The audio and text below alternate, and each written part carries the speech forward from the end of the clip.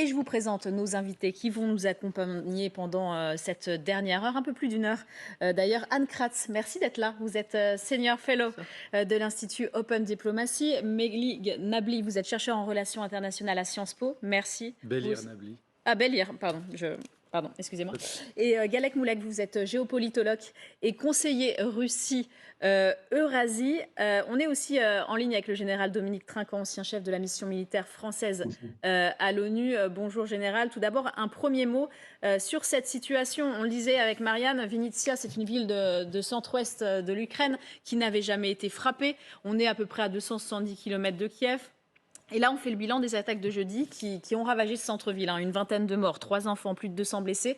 Et c'est toujours, comment vous l'analysez-vous? C'est toujours cette stratégie des Russes de dire « Ah mais non, il y avait une réunion de militaires, il y avait un dépôt stratégique à viser. » Finalement, on voit que c'est toujours des civils et qu'on bombarde là un peu partout en ce moment dans le pays. On parlait de Vinnytsia, on parlera de Kramatorsk qui a été frappé, de Dnipro dans un instant.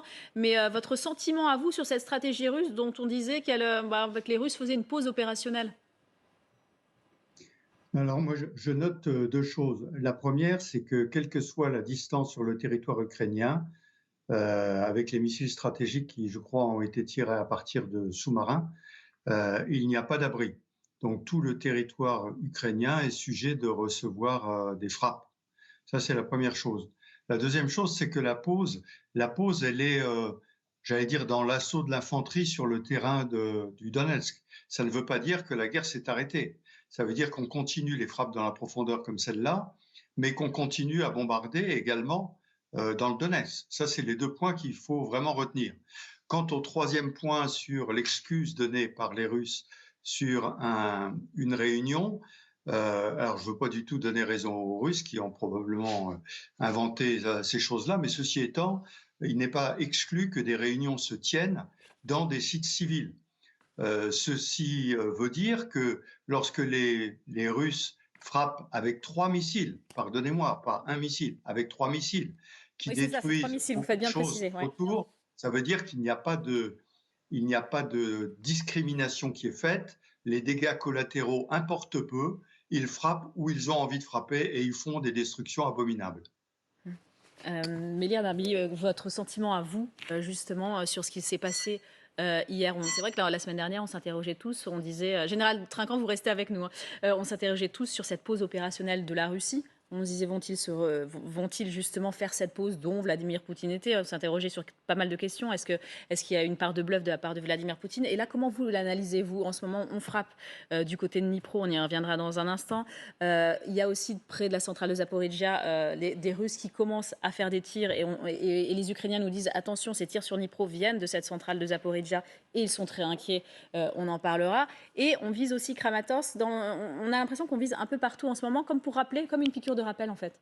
Oui, plus qu'une piqûre Enfin, de plus qu'une rappel, piqûre, il s'agit de continuer à mettre la pression à la fois sur l'appareil sécuritaire ukrainien et sur la société civile ukrainienne elle-même pour rappeler d'une certaine manière que même si finalement le front est concentré sur une portion du territoire ukrainien, en réalité, la Russie, l'armée russe a la capacité de frapper là où elle le veut, notamment parce qu'elle maîtrise plus ou moins l'espace aérien et que, inversement, l'armée ukrainienne n'a pas les moyens de contrer ce type d'attaque.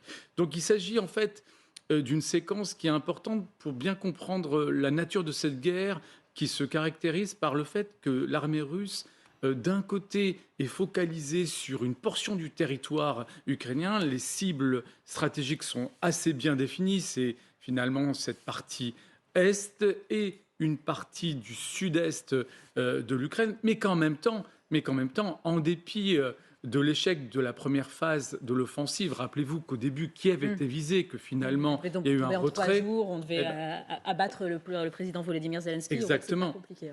Que malgré ce retrait stratégique, l'armée russe continue à vouloir manifester ou faire la démonstration de sa capacité à frapper le territoire ukrainien dans son ensemble. Et donc, il y a ce jeu-là, cette dualité entre un front, une opposition frontale autour de quelques points très chauds du point de vue stratégique, et en même temps frapper n'importe où de manière indiscriminée avec ce type de crime de guerre, dans la mesure où dès lors que vous viser un bâtiment civil qui n'a aucune portée stratégique et que ces frappes causent des morts, vous avez là manifestement ce qu'on appelle des crimes de guerre. Oui.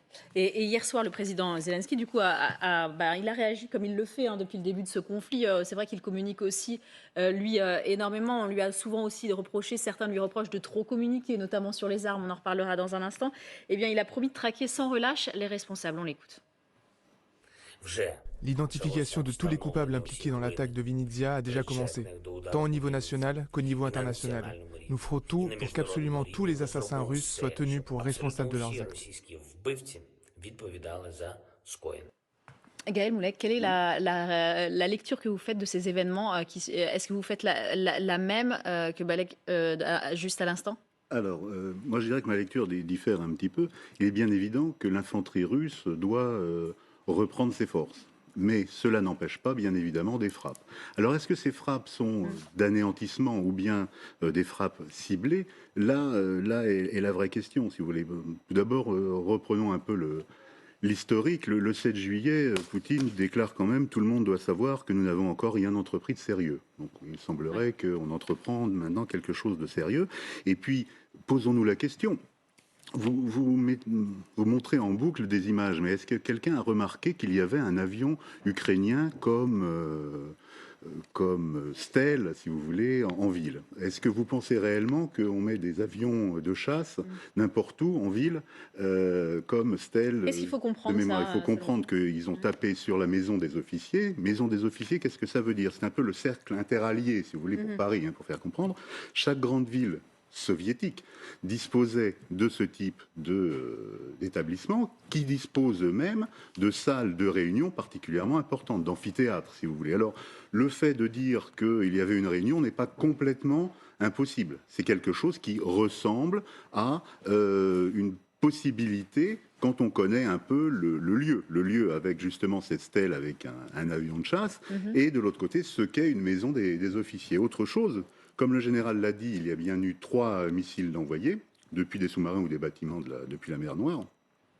Et ce qu'il faut comprendre, c'est que sur ces trois missiles, un ou deux ont touché la cible, et un autre a été abattu par des antimissiles, par la DCA ukrainienne, si vous voulez, et qui, en retombant, a fait ses victimes autour. Donc des victimes collatérales, on aurait dit au moment de l'intervention de l'OTAN en Serbie. Anne Kratz, quelle est votre lecture à vous par rapport à ce qui s'est passé là et cette intensification des combats? C'est vrai qu'on en parle là maintenant tous les 2 jours. Il peut y avoir des frappes avec plusieurs morts, une vingtaine de morts sur cette région de Vinnytsia, sur cette ville de Vinnytsia. Quelle que soit l'analyse qu'on en fait, c'est-à-dire est-ce que c'était une erreur, une bavure, est-ce qu'il y avait vraiment une réunion d'officiers, ce qui me paraît important, c'est ce qui a déjà été dit d'ailleurs, c'est que les Russes voulaient montrer par là qu'ils ont la possibilité de frapper n'importe où avec des missiles qui sont tirés à partir de sous-marins, c'est-à-dire sur lesquels l'Ukraine n'a aucune prise. Et donc, je crois que c'est ça le but de cette frappe, indépendamment, comme je le disais à l'instant, de la réalité ou non-réalité d'une réunion quelconque. C'est sans doute ce qu'a voulu dire Poutine quand il disait « vous n'avez encore rien vu », mais ça ne veut pas dire, d'après les analyses que je lis de la part des militaires américains en particulier, ça ne veut pas dire que Poutine est tout à fait décidé à véritablement s'engager dans une guerre totale contre l'Ukraine. Je veux dire, quand je dis totale, je veux dire jusqu'à l'ouest, par exemple. Essayer de reprendre Kiev, en tout cas pas pour le moment. Ça, je crois que ces frappes-là, pour le moment, sont des frappes si j'ose l'exprimer ainsi, des frappes publicitaires. Des frappes publicitaires, c'est votre sentiment en tout cas. Dans quel état elle est vous partagez ce des frappes publicitaires avec des morts réelles, hein, bien entendu. Sûr, avec au moins 23 morts, on le rappelle, notamment du côté de Vinnytsia, 3 enfants, plus de 200 blessés et 4 dans un état critique. Si on se penche sur cet état de l'armée ukrainienne actuellement, on évoquera notamment aussi dans quelques instants ces frappes qui ont visé Dnipro et on verra quelle est l'importance de Dnipro aussi. Sur cet état de l'armée ukrainienne, c'est vrai qu'on lit plusieurs choses. On lit que par exemple l'armée ukrainienne, elle peut aller jusqu'à entre 200 à 300 morts par jour en ce moment. Comment se porte-t-elle par rapport à l'armée russe qui tire elle aussi plusieurs obus? Je regardais des chiffres, on parle de parfois jusqu'à plus de 5000 obus tirés par jour. 50 000 obus tirés par jour, pardon. Oui. Disons que du point de vue de la perception des forces de résistance ou des forces armées ukrainiennes, on a systématiquement souligné de manière légitime cette capacité de résistance, cette résilience des Ukrainiens. Mais en réalité, il ne faut pas perdre de vue aussi une forme de dépendance. Sans le soutien militaire en termes de fourniture d'armes, notamment occidentales, les Ukrainiens n'ont pas les moyens en fait de résister face à l'offensive russe. Et au-delà de ces limites matérielles, il y a également une dimension humaine. Il faut rappeler que derrière un noyau dur professionnel, il y a surtout du côté ukrainien une mobilisation de la nation, de la société civile, dont une partie, un segment ont pris les armes. Et ce type de résistance, on peut l'imaginer, on peut le concevoir à court terme, mais dans un temps long, c'est de plus en plus difficile, surtout avec des pertes massives. Et là, il y a effectivement une autre forme de limite à la résistance ukrainienne. C'est qu'à un moment donné, autant les transferts d'armes ou les fournitures d'armes, on peut imaginer qu'il y ait une forme de soutien à moyen terme, mais en termes de soldats, à partir du moment où, par exemple, les Occidentaux ont explicité, notamment par la voix de Joe Biden, qu'il n'y aura pas d'intervention de soldats occidentaux, américains en particulier. Donc, les Ukrainiens ne pourront compter que sur eux-mêmes, du point de vue humain.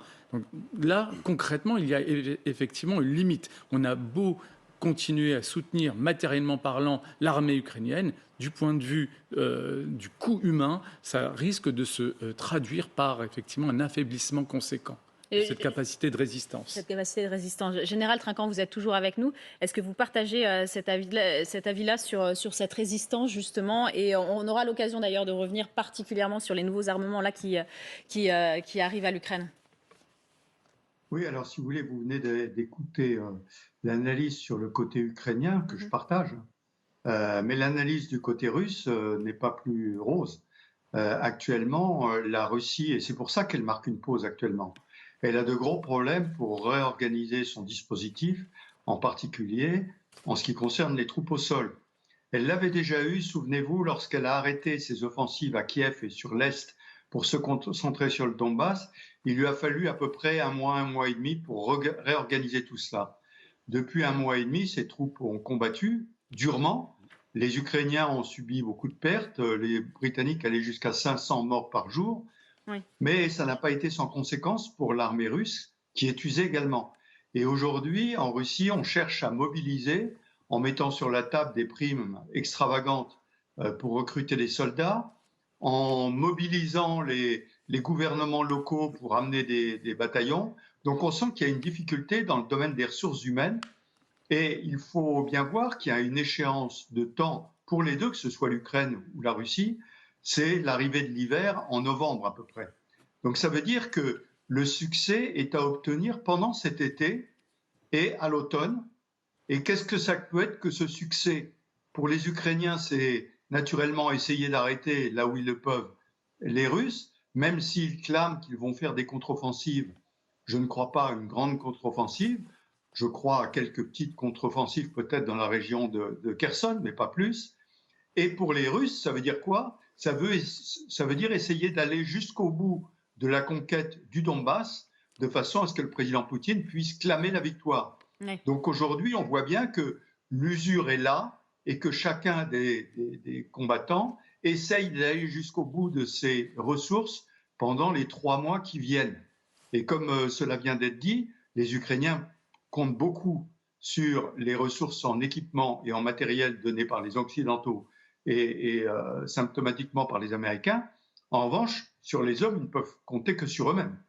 Oui. Donc ça marque un peu la limite des actions des deux protagonistes. Et les frappes dont nous voyons les images aujourd'hui, c'est pour les Russes de marquer que toute l'Ukraine est en guerre et qu'ils peuvent frapper où ils veulent avec leurs missiles, sachant au passage que s'ils envoient des missiles, il y a beaucoup moins d'avions russes qui survolent le ciel ukrainien parce que la défense antiaérienne ukrainienne se renforce de plus en plus.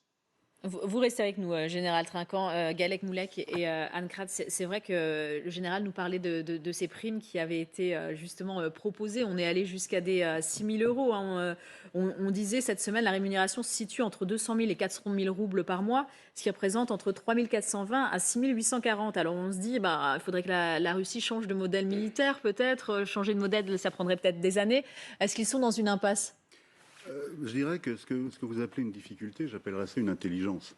Si on se souvient de la guerre d'Afghanistan, en 10 ans, il y a eu à peu près 15 000, 20 000 morts. Selon les estimations actuelles, nous sommes arrivés au-delà de ces chiffres maintenant. La seule différence, c'est qu'au moment de la guerre d'Afghanistan, ceux qui mouraient étaient des conscrits, c'est-à-dire des jeunes qui faisaient simplement leur service militaire et qui étaient envoyés, entre guillemets, malgré eux, en Afghanistan. Là, ce sont des professionnels. Donc c'est toute la différence, pour parler à un public français, entre la guerre d'Indochine et la guerre d'Algérie. Quand vous avez des professionnels, ou des gens du moins qui ont pris un contrat, c'est à leurs risques et périls.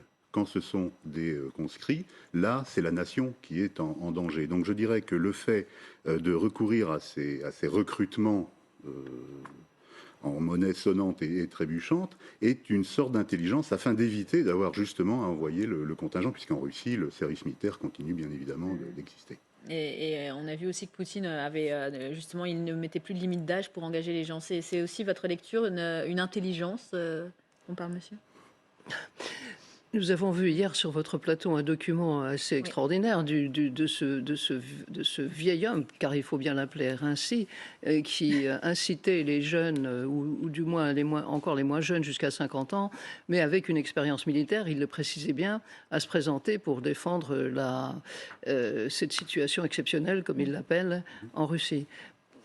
À vrai dire, cette vidéo était tellement... Il y avait un côté grotesque qui fait qu'on peut se demander quand même si elle émanait véritablement de la hiérarchie militaire russe, parce que c'est pas avec ça qu'ils vont recruter des jeunes ou des moins jeunes, je crois pas.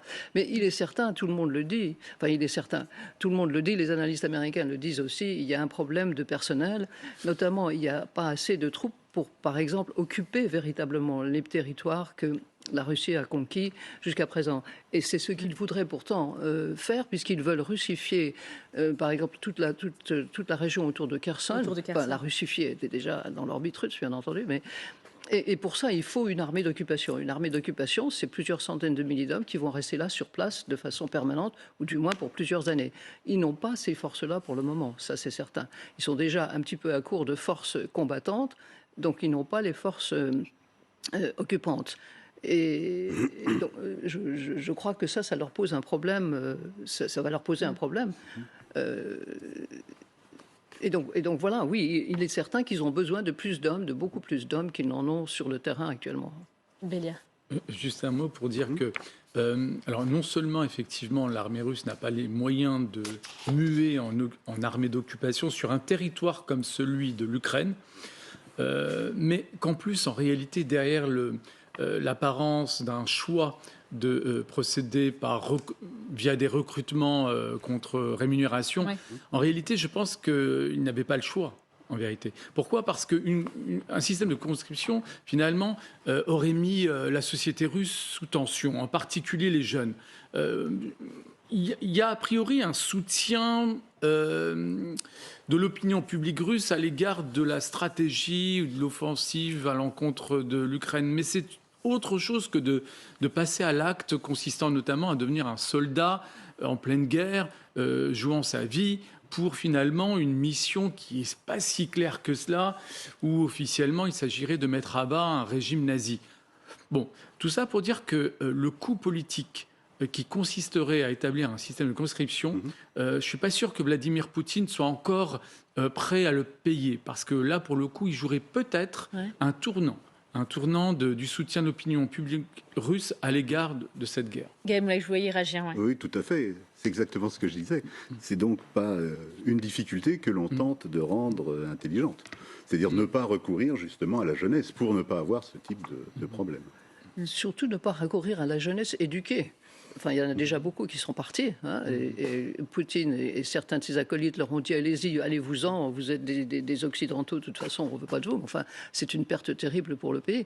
Mais j'ai comparé cela hier sur votre plateau à la guerre du Vietnam et j'y reviens un petit peu parce que c'est un peu ça. Il y a cette division entre, quand il y a eu la guerre du Vietnam, on a eu des démonstrations dans les rues. Alors ça, c'est pas encore le cas en Russie parce qu'ils ne peuvent pas, étant donné l'état de la police russe. Mais il y avait cette division entre les gens de la ville, les gens éduqués, et les gens du milieu des États-Unis, c'est-à-dire les plus pauvres, les moins éduqués, qui sont partis en Vietnam. Alors à l'époque, il y avait la conscription américaine. Ils sont partis au Vietnam, non seulement parce qu'ils voulaient trouver une façon de gagner leur vie, et ils ont cru, ils y croyaient véritablement qu'ils étaient en train de défendre la patrie, etc., et défendre la liberté contre le communisme, etc.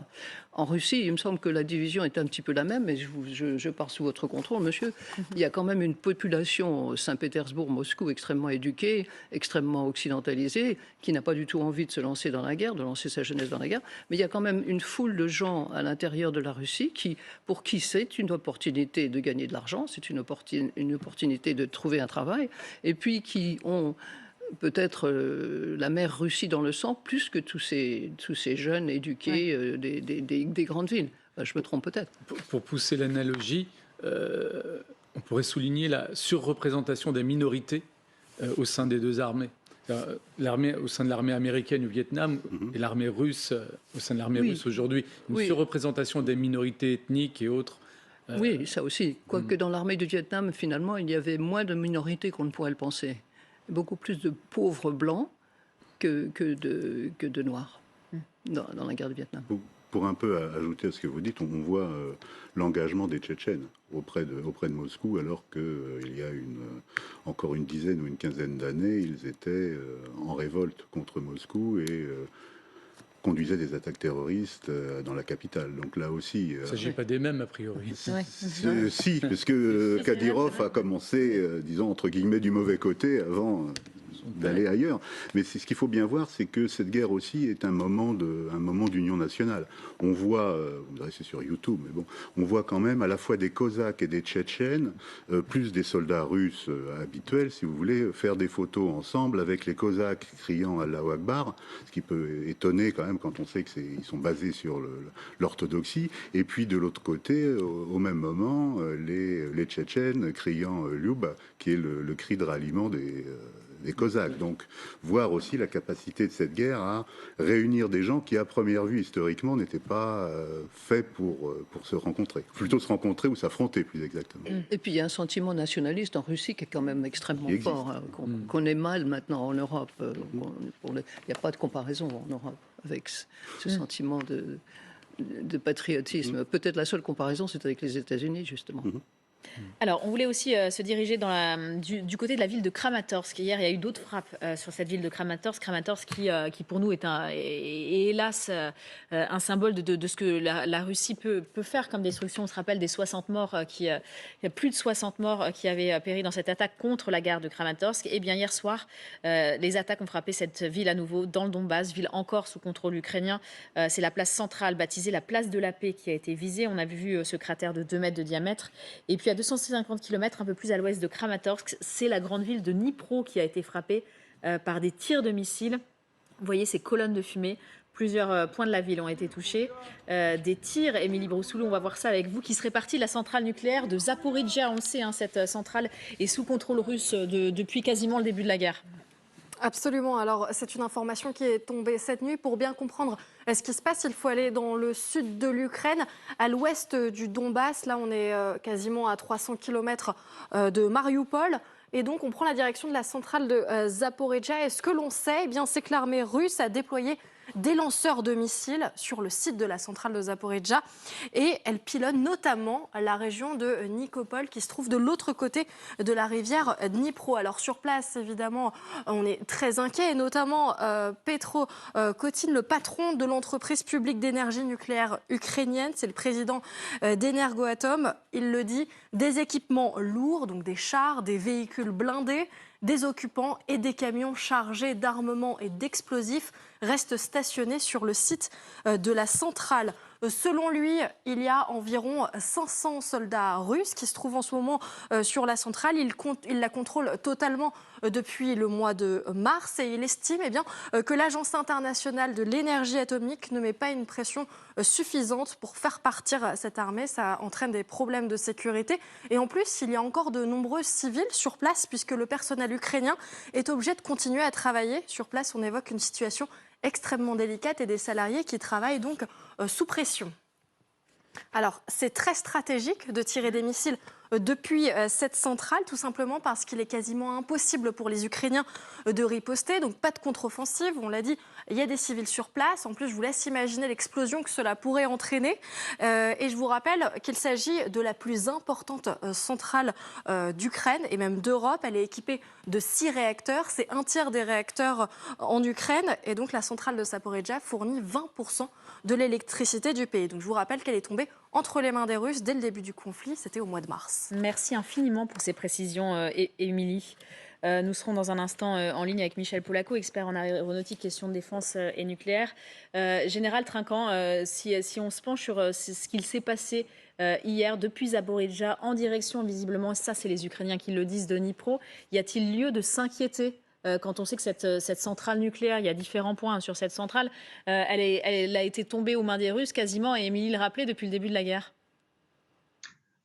Oui, alors écoutez, il y a beaucoup de choses qui viennent d'être dites dans ce reportage. Kramatorsk, c'est normal, c'est l'objectif russe, donc ils frappent leur objectif. J'allais dire, ça rentre dans le cours des choses. En revanche, Zaporijjia, la centrale nucléaire qui avait été saisie dès le départ, les Russes en ont besoin pour pouvoir distribuer l'électricité dans les territoires qu'ils ont conquis. Quasiment tous ces territoires conquis, ou ceux qui vont être conquis, pourraient être alimentés par la centrale de Zaporijjia. Donc c'est extrêmement important. En revanche, ce qui est très dangereux bien sûr, c'est de tirer à partir de cette centrale, parce que c'est un abri naturel pour les lanceurs, parce qu'on ne peut pas répliquer contre ces lanceurs. Et autant on peut comprendre que les Russes gardent la centrale avec des militaires, pourquoi pas, pour la protéger, autant qu'ils utilisent des lanceurs à partir de la centrale me paraît extrêmement dangereux, parce qu'à l'évidence, les Ukrainiens ne pourront pas tirer dessus, ceci provoquerait des dégâts trop importants. Alors, vous restez avec nous. On va évoquer ces nouveaux armements dans quelques instants et on va commencer déjà à les évoquer. Tout d'abord, ces lance-roquettes. L'Ukraine a annoncé hier avoir reçu sa première livraison. Elle communique beaucoup, l'Ukraine, à chaque fois qu'elle reçoit, par exemple, des HIMARS ou des lance-roquettes. Et elle a reçu sa première livraison de ce système de lance-roquettes multiples qui s'ajoute à un arsenal d'artillerie qui est fourni par l'Occident. Voilà ce qu'écrit le ministre ukrainien de la Défense qui s'en félicite, Oleksiy Reznikov. Les premiers M270 sont arrivés. Ils seront de bonne compagnie pour les HIMARS sur le champ de bataille. Aucune pitié pour l'ennemi. On se souvient que ces M270, Londres avait annoncé notamment au mois de juin, leur livraison. Leur portée, elle est d'environ de 80 km, c'est ça? Est-ce que ce système de lance-roquettes, par rapport à d'autres lance-roquettes multiples, peut aussi peut-être faire accélérer les choses dans le... Qu'est-ce que les Ukrainiens se disent? À chaque fois qu'on a des armes, on est content, on veut des armes lourdes, c'est ce que dit Zelensky, et on le voit, et on lui a reproché parfois de trop faire de communication autour de ça. Est-ce que ça peut aider, ce type d'armes? C'est au-delà de l'aide, c'est une question de survie, de la résistance de l'armée ukrainienne. Encore une fois, celle-ci est dans une situation de dépendance par rapport aux moyens militaires occidentaux. Donc, il s'agit là de communiquer également le fait que l'Ukraine n'est toujours pas isolée, qu'elle n'est pas abandonnée par le camp occidental. Et d'ailleurs, les dernières déclarations de Joe Biden en particulier, puisque les Américains sont les premiers fournisseurs d'armes aux Ukrainiens, tend à conforter finalement ce soutien militaire. Donc c'est important pour l'Ukraine, tant du point de vue de sa capacité de résistance au sens militaire du terme, mais également du point de vue de sa capacité à afficher finalement un non-isolement, le fait d'être soutenu politiquement, diplomatiquement face à l'agression russe. Avec des États-Unis qui sont les premiers. On parle aussi beaucoup, je regardais de l'Estonie qui, elle, est à hauteur de 245 millions là où la France est rendue à 194 millions d'euros, pays contributeur à l'aide militaire pour l'Ukraine, avec ce rôle des États-Unis, Anne Kras, qui ne cesse justement d'augmenter. Mais il y a quand même... est-ce qu'il n'y a pas un risque de lassitude à terme de l'opinion qui... alors là, je dérive un peu vers la crise énergétique, qui se dit, nous, on doit payer, le gasoil est de plus en plus cher. Les pays d'Afrique commencent à dire, nous, en fait, tout augmente, le blé, on n'en a plus, il y a des risques de famine. Là, on en parlera dans un instant, il y a peut-être un accord de sortie de crise. Est-ce qu'il n'y a pas un risque de lassitude des opinions publiques à terme? On a beaucoup évoqué cela. Il y a eu beaucoup de sondages dans ce sens aux États-Unis. Alors, comme on en parlait l'autre jour sur ce plateau, il y a eu un sondage très, très intéressant qui est sorti très récemment de la part du Brookings Institute et qui montrait que paradoxalement, peut-être, le soutien de la population américaine à la guerre a augmenté pendant le mois de juin. Il avait été à son sommet, évidemment, au tout début, au mois de mars, etc. Puis il avait baissé considérablement à cause de l'inflation, du prix de l'essence, etc. Et au mois de juin, un peu paradoxalement, il a remonté. Et les chiffres que j'ai déjà eu l'occasion de citer me paraissent extrêmement importants. Dans ce sondage, 37% des gens qui s'identifiaient comme des démocrates étaient pour envoyer des soldats américains, si nécessaire, en Ukraine. Et 39% des sondés, donc démocrates et républicains confondus, étaient pour payer un peu plus cher leur essence et leurs produits de première nécessité, si nécessaire. Donc on ne sait pas si ça va continuer. Ouais. Parce que dès qu'on entre maintenant dans le vif des élections législatives de novembre, donc l'attention des États-Unis, de la presse, etc., est concentrée sur ces élections qui sont très difficiles parce que, évidemment, il y a l'ombre de Trump derrière, etc. La guerre en Ukraine joue un rôle très important dans des considérations de politique intérieure. J'ai déjà eu l'occasion de le dire, je m'excuse de le répéter, mais... Non, je vous ai entendu, c'est pour ça aussi que je vous réinterroge pour les téléspectateurs qui auraient manqué votre intervention. Il y a 3 millions de personnes d'origine russe aux États-Unis, il y a 1 400 000 personnes d'origine ukrainienne. Les personnes d'origine ukrainienne sont en général d'origine de l'ouest de l'Ukraine, c'est-à-dire que ce sont des catholiques, ça a son importance, ce ne sont pas des orthodoxes.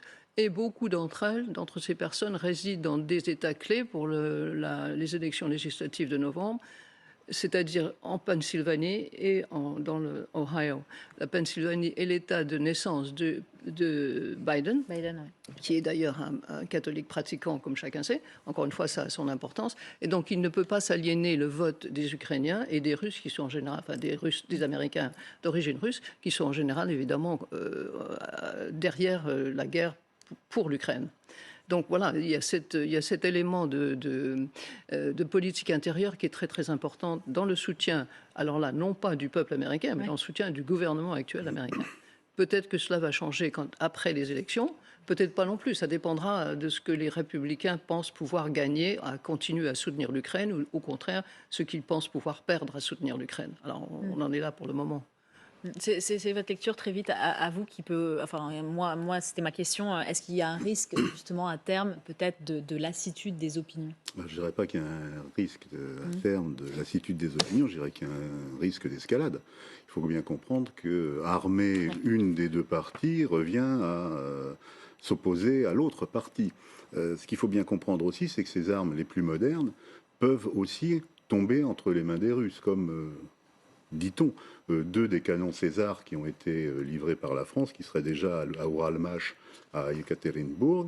Et on parle aussi de transactions autour des HIMARS à un niveau de $800 000 pour une pièce HIMARS et de $300 000 pour un package de munitions. Donc bien faire attention aussi à ce qu'on envoie, que ça ne tombe pas entre les mains des Russes, parce qu'ils sauront toujours les démonter pour en tirer le meilleur effet.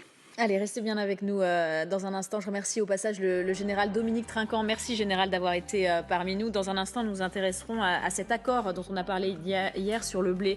Est-ce que c'est un accord de sortie de crise? Qu'est-ce qu'il contient, cet accord? Et quel est le rôle de la Turquie actuellement dans cet accord, dans les négociations, mais plus particulièrement dans cette guerre? À tout de suite.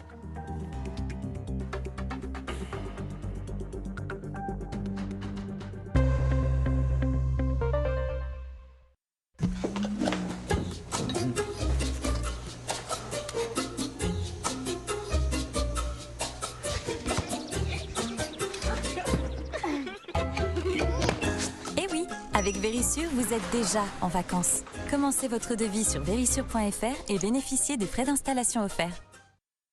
Le futur. Le futur pour ceux qui n'ont pas peur de briller. Ceux qui ont tout. Le mariage parfait. Les enfants qui ne pleurent jamais. Le chien bien coiffé. Le jet privé. Mais comme vous, on ne vit pas dans une publicité. Alors chez Speedy, on sait que la mobilité de demain se construit avec vous. Partout et pour tous. Va donc chez Speedy. Speedy. En 71, je décroche mon premier emploi. Avec Médecins sans frontières, je découvre l'action humanitaire. En 85, je deviens maman. Je fais mon premier don à MSF qui lutte contre la famine en Éthiopie. En 2004, je fête mon dernier Noël avec ma mère. MSF se rend auprès des victimes du tsunami. MSF agit depuis 50 ans. Pour l'aider à relever les prochains défis humanitaires, je l'ai inscrite sur mon testament. Pour en savoir plus sur les legs en faveur de MSF, contactez-nous au 01 73 20 30 30. Quand on parle de déodorant, c'est la taille qui compte. Découvrez la bille XXL du Carbone Protect 5 en 1 de L'Oréal Men Expert. Sa formule absorbante enrichie en carbone sèche en un clin d'œil. Combat odeur, humidité, traces et bactéries pendant 48 heures. Carbone Protect 5 en 1 de L'Oréal Men Expert. Bon, qui est prêt à perdre? Oh, ok. Allez les gars, c'est parti. Yes. Allez, on attaque. Oh, bien joué. Attention à la bombe. Yes. Vous allez faire quoi là? Appuie sur A, sur A. Ouais. Ah. Mais vous défendez ou quoi? Non, non, non. Mario Strikers Battle League Football, disponible exclusivement sur Nintendo Switch. Vous voyez cet éleveur, cette productrice de fromage et ce producteur de tomates? Ils font tous partie des alliances locales Leclerc. Des circuits courts entre des magasins Leclerc et des petits producteurs. Aujourd'hui, il y a 15 000 alliances locales pour développer leur activité. Parce que défendre les filières agricoles françaises, ça commence en local. Leclerc.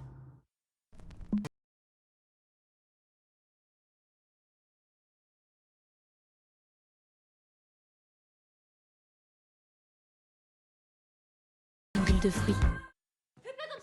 Yeah, I know what I felt kept me down, that ain't right. Yeah, all I need is the way that you love me. Yeah, all I want is Sur mesure ou déjà prête, nos couleurs de peinture se déclinent selon vos envies.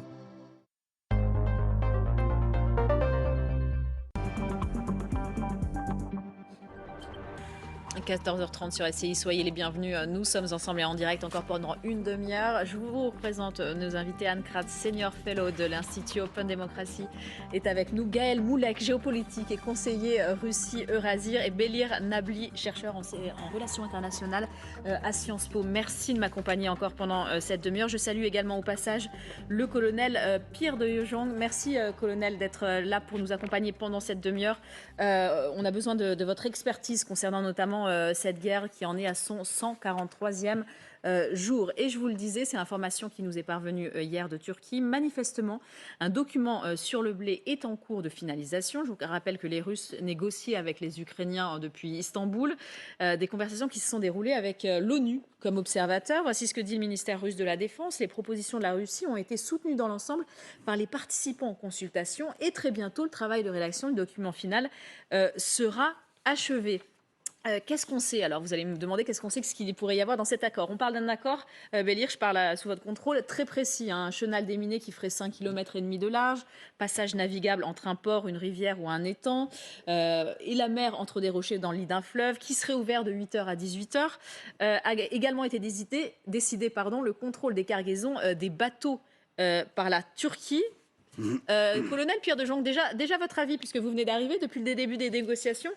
C'est vrai qu'on disait que les Russes seraient inflexibles sur leur position. Vladimir Poutine avait dit que pour l'instant, parvenir à un accord, ça nous paraissait pas, nous, envisageable. Écoutez, aujourd'hui, on voit bien que les Turcs sont une partie de la réponse à la question qui est posée, puisqu'ils contrôlent le détroit du Bosphore plus au sud. C'est-à-dire que la sortie de la mer Noire et de la mer d'Azov, surtout de la mer Noire, si vous voulez, arrive sur le Bosphore. Les Turcs contrôlent, donc c'est eux qui ont les clés de la maison, ce qu'on peut dire. La deuxième chose, c'est que mettre en place un accord sur le blé est devenu absolument indispensable pour toute une série de raisons. Moi, je suis en Afrique à intervalles réguliers. C'est vrai que les apports en blé à partir partir de l'Ukraine et d'engrais d'ailleurs au passage sont absolument déterminants et doivent arriver dans ce continent. Il faut donc trouver des solutions. Alors on voit bien qu'après c'est une question technique et donc aujourd'hui évidemment on peut faire un couloir humanitaire ou alimentaire si vous voulez entre Odessa et puis le Bosphore et la sortie vers le marché international. Le vrai problème là-dedans, c'est que disent les Russes. Pour l'instant, je n'ai pas de réponse effective de ce que peuvent faire les Russes. Donc le problème, c'est soit on va vers un rapport de force maritime dans lequel des forces X turques, otaniennes, etc. s'engagent et contrôlent, si vous voulez, ce chenal. Ah, on a perdu la liaison avec le colonel Pierre de Jong. On va essayer de le rappeler. Tout d'abord, Bélir, une question sur la Turquie dont parlait le colonel. La Turquie, est-ce qu'elle aurait réussi finalement à s'immiscer en tant que puissance d'équilibre? C'est vrai on se pose des questions parce qu'elle est capable à la fois de fournir des drones, les fameux Bayraktar, aux Ukrainiens, et puis finalement, elle prend part à des négociations. Elle en est où, la Turquie? C'est vrai que c'est un coup de force diplomatique, mais qui n'est pas le premier en la matière. Rappelez-vous, dès le début de la guerre, il y a eu une séquence diplomatique assez forte où on a cru à un accord de cessez-le-feu, voire un accord de paix. Bon, c'était un moment d'euphorie, mais où c'est passé finalement, où se sont déroulées ces négociations diplomatiques à Istanbul. C'est-à-dire que d'emblée, la Turquie a réussi à s'imposer comme un intermédiaire, comme un interlocuteur à l'égard des deux parties belligérantes, alors même que, vous l'avez bien souligné, elle est aussi partie prenante de cette guerre, notamment à cause de sa position stratégique autour de la mer Noire et à cause également des relations avec la Russie, des relations très oscillantes, très ambivalentes. On a, sur quelques années, si on prend même les 5 dernières années, notamment à cause de la guerre en Syrie, on a eu à la fois un rapprochement avec la Russie et puis une confrontation diplomatique, voire parfois des combats aériens entre des avions turcs et russes. Bref, la Turquie est extrêmement ambivalente et fait montre en réalité d'une capacité d'adaptation par rapport à l'évolution d'une scène internationale. Et c'est quelque chose de très important au-delà de la Turquie. Qu'est-ce que je veux dire par là? Et on va aborder l'ordre international, vous nous l'aviez annoncé. Eh bien, ça traduit très bien le fait qu'on est dans un moment international où il y a de moins en moins, on peut penser de moins en moins en termes de blocs. Et vous avez un certain nombre d'acteurs, de puissances qui s'adaptent en fonction de la situation. Et on a vu ça avec les fameux BRICS dont on parlera dans un instant, qui, dès le début de la guerre, c'est vrai qu'au début de la guerre, on se disait, finalement, c'est le monde entier contre la Russie. Non, finalement, c'était pas si simple. On a très vite à balayer cette idée, Anne Kratz. On en parlera dans un instant. Moi, ça me suscite 2 remarques. La première remarque, c'est la position géographique, donc géostratégique, absolument exceptionnelle de la Turquie. Ça, c'est la géographie qui parle. Et deuxièmement, la Turquie avait acheté 3 fois plus de blé russe au début de la guerre ukrainienne. Je parle du blé russe. Ouais, c'est vrai. Et donc, elle a énormément de réserves à envoyer vers les pays du Maghreb et du Moyen-Orient en général. Et donc c'est tout bénéfice pour les Russes aussi, même s'ils arrivent à s'entendre et à véritablement délimiter les règles pour ce couloir humanitaire. On peut penser que beaucoup du blé qui sera envoyé à partir des ports de la mer Noire et qui passeront le Bosphore, ils seront chargés de blé russe, pas forcément, ou du blé ukrainien qui aurait été volé par les Russes, mais enfin les deux dans tous les cas. Et donc la Russie va y gagner, la Turquie va y gagner. L'Ukraine, on l'espère, va y gagner. Et surtout, on espère que les pays du Moyen-Orient vont y gagner. Mais une autre remarque très rapide, c'est que le prix du blé avait commencé à augmenter bien avant la guerre d'Ukraine. Et en ce moment, le prix du blé pour l'avenir, c'est-à-dire pour la prochaine récolte, a baissé considérablement. Il a baissé même de 32%. Il a remonté un petit peu ces derniers jours, selon les spécialistes de la question. L'Égypte, en particulier, a acheté 830 000 tonnes de blé dans plusieurs pays, le plus gros achat qu'elle ait jamais fait depuis 2012. Et dans ces 810 000 tonnes, il y a 320 000 tonnes de blé français. Ouais. Et puis 250 000 tonnes de blé roumain, et quelques 52 000 tonnes de blé bulgare. Alors, est-ce que ce blé roumain est en fait du véritable blé roumain ou est-ce que ce serait du blé ukrainien qui aurait déjà été transporté en Roumanie? Je ne sais pas. Mais enfin, les chiffres sont là. On voulait aussi vous montrer, justement, l'Ukraine produit énormément de blé, mais si on se penche sur les pays exportateurs de blé en 2020, on voit notamment que la Russie arrive à 19%, l'Ukraine 8,97%, donc déjà si on additionne les deux, on est à 30%, Canada 13%, États-Unis 13%, France 9%. Gaël Moulek, si on repense à justement cet accord qui pourrait peut-être se mettre en place avec un contrôle turc, on le disait, c'est vrai que depuis le début, Poutine, il faisait croire que c'était les Ukrainiens qui bloquaient, qui ne voulaient pas que ces bateaux arrivent.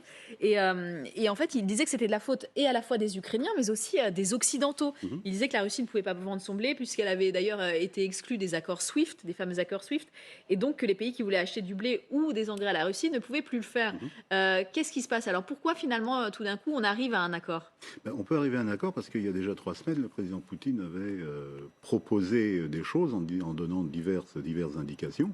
C'était un dimanche où il est intervenu de façon rapide sur les antennes. Et donc, ce qu'il faut bien comprendre, c'est cette capacité d'accord dans laquelle serait la Turquie.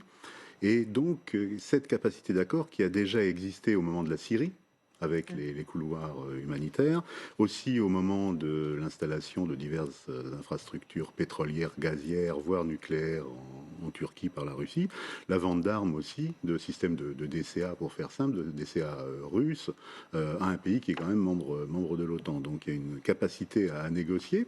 Et puis je dirais qu'il faut même élargir un peu les chiffres que vous avez donnés, parce que si on regarde bien, additionnons la Russie et l'Ukraine pour une fois, et nous sommes à 18% pour l'orge, de la production mondiale, le maïs 13%, le tournesol en graines 9%, le blé 27%, j'avais dit 30, 27, voilà. Ouais. Et puis l'huile de tournesol quand même à 57%. Donc on a intérêt, je dirais, à trouver une solution.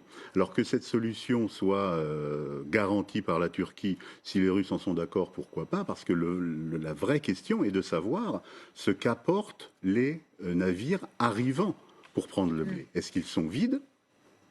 Rarement vides, puisque ça coûte cher. Est-ce qu'ils sont avec des armes occidentales? Alors les Russes risquent de ne pas être tout à fait d'accord, ou avec des produits alimentaires ou d'autres produits. Donc là, c'est vrai que le contrôle sera important. C'est vrai que c'était la crainte des Russes, justement, ces bateaux qui arriveraient avec l'armement. Oui, au départ des négociations, ils étaient dans une position suivant laquelle ils voulaient assurer ce contrôle. Finalement, si on comprend bien les informations que vous normalement, avez, ça devrait être la Turquie. Ça serait assuré par la Turquie. Mais ce que je trouve intéressant à travers la question du blé, c'est finalement c'est l'un des canaux qui permet de comprendre en quoi finalement ce conflit, qui est quand même européen d'abord et avant tout, est un conflit mondial.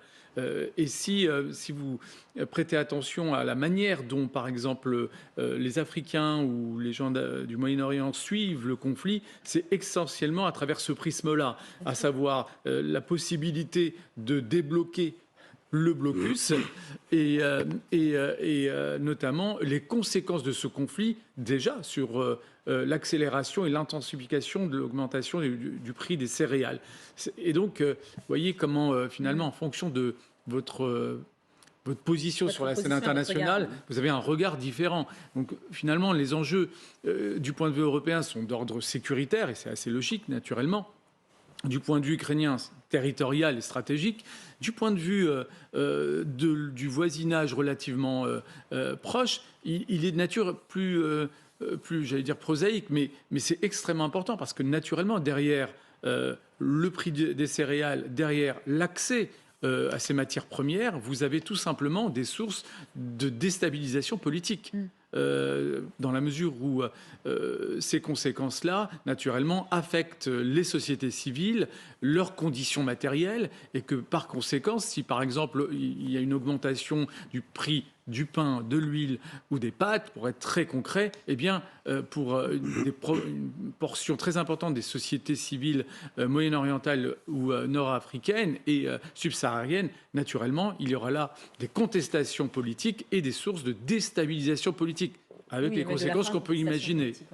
Pierre de Jong, on vous a retrouvé juste, on parlait de la position de la Turquie, je voulais avoir aussi votre avis à vous, parce que On se disait finalement, la Turquie, on se demandait comment qualifier sa position. Qu'est-ce que vous en pensez dans ce dossier-là et dans cette guerre plus en général? Parce que c'est vrai que donc, la Turquie, dès le début, avait proposé son aide à des négociations. Là, on arriverait à un accord avec l'aide de la Turquie.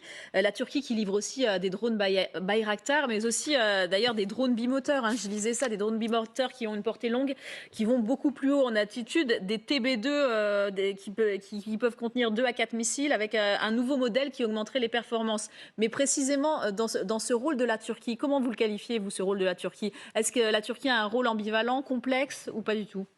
Alors, vous savez, dans cette guerre, il y a la réapparition de pôles, de blocs, si vous voulez. On était sorti d'un système bipolaire pour arriver vers un système unipolaire dans les années 90. Et aujourd'hui, on voit bien qu'il y a l'apparition de stratégies régionales, chinoises, russes, je dirais même européennes et évidemment turques. Et les Turcs deviennent un acteur régional majeur et son positionnement géostratégique et géopolitique, si vous voulez, le contrôle du Bosphore en fait de lui globalement un acteur fondamental, si vous voulez, dans la résolution de la crise. Le deuxième point, c'est qu'on voit bien que cette guerre, lorsqu'on élargit la focale, si vous voulez, c'est un petit peu la guerre des stocks. On abordait à l'instant la guerre du blé, qui est vraiment déterminante, puisqu'encore une fois, ça permettra, ça donne, si vous voulez, un éclairage très important aux États africains, particulièrement et au Moyen-Orient, que je connais relativement bien. C'est un vrai sujet, mais on est rentré dans une espèce de guerre des stocks, de gaz, de pétrole, de munitions et bien évidemment de blé.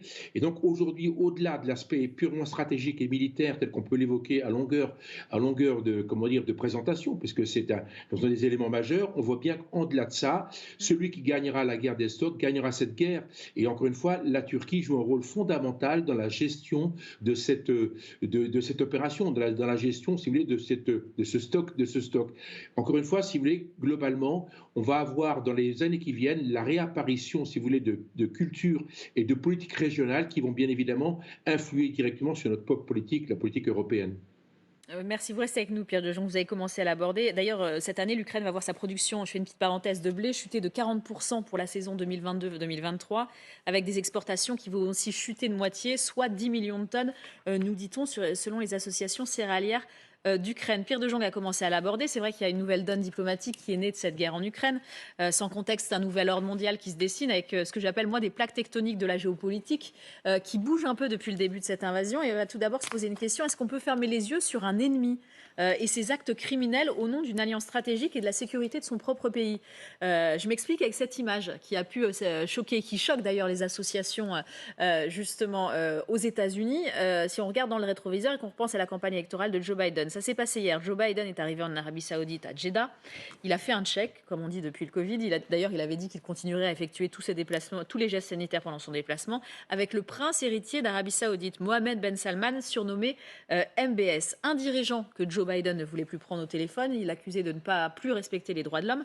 Et on se rappelle notamment qu'il est accusé d'avoir commandité en 2018 au consulat saoudien d'Istanbul l'assassinat dans des conditions absolument abominables du journaliste Jamal Khashoggi, assassiné donc en gros, son corps avait été découpé à la tronçonneuse. Ce qui restait de son corps avait été justement détruit dans de l'acide. Et c'est vrai que ça avait choqué les opinions occidentales démocratiques. Réaction de la veuve de Jamal Khashoggi, comme ça on sera complet hier. Elle a publié un tweet avec la capture d'écran du compte de son défunt mari. Est-ce ainsi que vous exigez comme promis de rendre des comptes pour mon meurtre, en ajoutant aussi le sang, la prochaine victime de MBS est sur vos mains. Et elle tweetait avec cette photo du tchèque justement qui l'avait beaucoup choqué. Alors que on se dit que Joe Biden met un peu un mouchoir sur ses principes. Pourquoi? Parce qu'il attend de l'Arabie Saoudite, qui est en gros la banque centrale du pétrole, de pouvoir produire un peu plus de pétrole. C'est ça tout l'enjeu en prévision de cet hiver qui arrive si tout le monde ne participe pas. Est-ce qu'on se dit à un moment donné, ma question est peut-être un peu touchy, mais est-ce qu'il a commis une erreur dans le fait d'avoir appelé cet État paria, même si effectivement il ne respectait pas les droits de l'homme? L'erreur dans le sens, on ne peut pas non plus se passer d'un État à un moment donné. Je ne sais pas si vous voyez mon raisonnement, mais... Son erreur, ça aurait plutôt été d'aller, pas serrer la main, mais de faire un point d'honneur, si j'ose dire, à MBS. Ouais. Il y a beaucoup d'Américains qui vont avoir du mal à lui pardonner ça. Ça commence, hein, il y a beaucoup de réactions. D'autant plus que cette visite, indépendamment de tous les autres aspects qui sont très importants de ces fameux Abraham Accords, cette visite, au point de vue du prix de l'essence des Américains, c'est comme ça que ça a été vendu aux Américains, ne servira strictement à rien parce que, parce que les Saoudis sont déjà au plus haut niveau de leur production. Donc ils vont peut-être dire, d'accord, on va augmenter un tout petit peu la production, mais ils sont déjà à 11,5 millions de barils par jour. Leur maximum, c'est 12 millions. Et ce maximum de 12 millions, ils ne peuvent pas le soutenir pour plus de quelques jours. Donc c'est vraiment de la poudre aux yeux à ce niveau-là. Je parle uniquement du pétrole. Mais je voudrais dire une autre chose, parce que il y a un autre acteur qui entre en jeu là-dedans et qui est assez important à examiner, c'est l'Inde. L'Inde est devenue un des plus gros acheteurs de pétrole de la Russie. Je l'ai dit hier, je m'excuse de répéter, mais et surtout, elle achète ce qu'on appelle du gasoil, enfin du diesel, et elle le fait transporter de la Russie en Inde par ce nouveau couloir de transport qui a été commencé il y a 20 ans, mais qui a été vraiment inauguré seulement il y a 2 ans, qui s'appelle canal de transport nord-sud international, 7200 km, mais ça fait parvenir le pétrole en Inde en 23 jours au lieu de 40. Et ce gasoil, elle l'achète aux Russes, parce que les Russes, en plus, ont une qualité de pétrole qui se prête beaucoup mieux à faire du gasoil que, par exemple, les Saoudis, qui ont une différente... la composition de leur pétrole est différente. Ils l'achètent à $75 le baril, les Indiens, et ils nous le revendent au monde entier à 119. Ouais. Bon, donc c'est tout bénéfice pour tout le monde. Et en plus de ça, les Indiens et les gens de la United Arab Emirates, UAE, ils ont déclassifié 80 bateaux-citernes qui appartenaient aux Russes. Ils les ont déclassifiés, ils les ont requalifiés sous un système de classification indienne, c'est-à-dire qu'ils peuvent avoir l'assurance, ils peuvent naviguer où ils veulent, etc. Ils ne font plus du tout partie, si vous voulez, des bateaux russes qui pourraient être sanctionnés. C'est-à-dire que ces bateaux russes qui vont livrer du gasoil à l'Inde, ils peuvent ensuite aller partout où ils veulent. Ils ne seront pas sujets aux sanctions américaines. Et donc ça, c'est une façon pour l'Inde de faire contourner à la Russie les sanctions. Donc c'est très important parce que l'Inde, vous allez le dire certainement, fait partie des BRICS, il fait partie de beaucoup de groupements. Et elle est à la fois prête à s'allier avec les Américains pour beaucoup de choses, mais à l'évidence, elle est aussi prête à faire son chemin toute seule. Mais je voyais réagir. Oui, parce que c'est une rencontre importante, parce que d'un côté, elle traduit quelque chose de classique dans les relations internationales, c'est ce qu'on appelle la realpolitik. L'environnement géopolitique étant ce qu'il est en pleine guerre russo-ukrainienne, le président américain a perçu un intérêt dans le rapprochement avec un régime non pas D'ailleurs, on rappelle que la visite d'Emmanuel Macron aussi en France avait fait couler beaucoup d'encre quand il était allé rencontrer MBS. Mais là, le retournement est plus abrupt. Et il s'explique par des raisons stratégiques qui peuvent être tout à fait admissibles, concevables du point de vue, encore une fois, de ce qu'on appelle la realpolitik, c'est-à-dire le fait d'être réaliste dans les relations internationales en se départissant de toute considération morale. Le problème, c'est qu'il faut rappeler que finalement, ce rapprochement, en même temps, s'inscrit précisément dans le cadre d'une guerre, dans le cadre de laquelle le bloc occidental, précisément, justifie son soutien à l'Ukraine au nom de valeurs démocratiques, au nom de valeurs tout simplement de justice, du respect de l'état de droit, qui précisément ont justifié la mise à distance de l'Arabie saoudite, qui ont justifié la condamnation de MBS, de Mohamed Ben Salman et de son rôle dans l'assassinat du journaliste. Donc là, il y a une forme de contradiction, une contradiction qui s'ajoute à d'autres contradictions, et c'est ces contradictions occidentales qui, in fine, expliquent aussi l'espèce de mise à distance d'une partie du monde par rapport au discours occidental dès lors qu'il s'agit de justifier ou de ne pas justifier le soutien à telle ou telle puissance. On voit bien que, in fine, qu'à la fin, ce qui justifie notre positionnement américain, où vous avez rappelé aussi également le fait que le président Macron a reçu et il s'est affiché le premier dans le bloc occidental aux côtés de MBS. Tout cela, finalement, illustre parfaitement que derrière le discours au nom des valeurs, ce sont les intérêts qui priment, ce qui est tout à fait concevable d'un point de vue des relations internationales, mais qui en même temps vient déconstruire ce qui est censé incarner l'exception occidentale, dans la mesure où, historiquement, depuis au moins la deuxième partie du XXe siècle, on justifie nos positionnements, notamment au nom de valeurs. Là, ce rapprochement, non pas cette poignée de main, mais en tout cas ce check, vient illustrer encore une fois le fait que les Occidentaux, comme les autres acteurs internationaux, chinois, russes et autres, sont des animaux froids, des monstres froids, dirait Nietzsche, sont des États. Et donc, ils conçoivent leurs intérêts d'abord et avant tout. Et c'est vrai que tout bouge, l'enjeu de ce déplacement. Donc, on a dit question d'image vis-à-vis de Mohamed Ben Salman. Et pendant ce temps, mardi, Vladimir Poutine va se rendre en Iran. Alors, c'est vrai que les États-Unis avaient tenté aussi. Il y avait eu le Venezuela, l'Iran. Donc, on a l'impression qu'il y a quand même un chassé-croisé, quelque part. Il y a les Américains, les Russes. Il y a surtout pas mal de lignes de fracture qui se dessinent. Anne Kratz. Oui, écoutez, c'est ce qu'on vient de dire, mais cette évolution, ces plaques tectoniques, comme vous les avez appelées, ont commencé à bouger il y a déjà assez longtemps, en fait, depuis la chute du mur, très exactement. On a l'impression que ça s'accélère peut-être encore plus. Oui, et ce qui est intéressant du point de vue américain, c'est que... alors, ils ont réussi à fédérer tout le monde autour de l'OTAN dans le cas de la guerre de l'Ukraine, mais cette fédération n'est pas aussi solide, sans doute, qu'elle n'en a l'air. Parce qu'il y a toutes sortes de considérations qui vont venir s'y opposer finalement. Les Européens ne pourront pas se passer complètement du gaz et du pétrole russe, on l'a déjà dit très souvent. Et comme je venais de le dire à l'instant, le cas de l'Inde est particulièrement significatif, me semble-t-il, parce que c'est un immense pays, un immense marché pour les Américains, donc ils le regardent avec beaucoup de convoitise, il faut bien le dire, comme on regardait la Chine dans le temps, et même la Russie dans le temps. Et donc, l'Inde joue très, très, très habilement, si l'on veut être un peu cynique, de cette position de marché potentiel pour le capitalisme énorme, d'autant plus que la Chine maintenant est en train de se positionner d'une façon, enfin, d'être perçue par les capitalistes américains d'une façon tout à fait différente. Donc, comme vous le dites tous, les plaques tectoniques sont en train de bouger. Les Américains auraient bien besoin, finalement, de finir par rejoindre cet accord avec les Iraniens, ne serait-ce que parce que les Iraniens ont beaucoup de pétrole à vendre et que si les Américains pouvaient rejoindre le JCPOA, ça pourrait donner un peu d'espace au pétrole et donc au prix du gaz à la pompe en Amérique et en Europe. Et donc, ce sont des situations extrêmement difficiles à gérer pour le président Biden, en l'occurrence, parce qu'il y a des choses qui glissent sous ses pieds. Il y a des grands morceaux de terrain qui ne s'effondrent pas, mais qui s'éloignent petit à petit, lentement mais sûrement.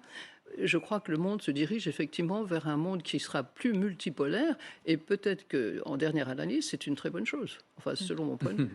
C'est une très bonne chose, Gaël Moulek. Vous voyez peut-être ou peut-être pas. Oui, parce que si vous voulez, la situation actuelle, c'est l'échec de l'Occident. L'échec de l'Occident qui, à partir du début des années 2000, avec l'arrivée de Poutine au pouvoir, n'a pas compris la volonté de la Russie d'intégrer cet Occident, pas à n'importe quel prix, mais à un niveau relativement raisonnable, sans trop en demander, mais en ayant un respect pour ses besoins propres.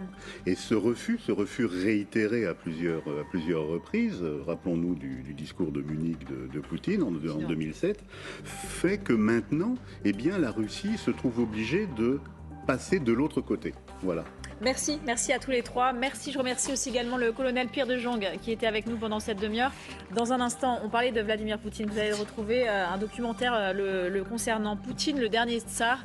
C'est à suivre dans un instant. Passez une très bonne soirée. À demain.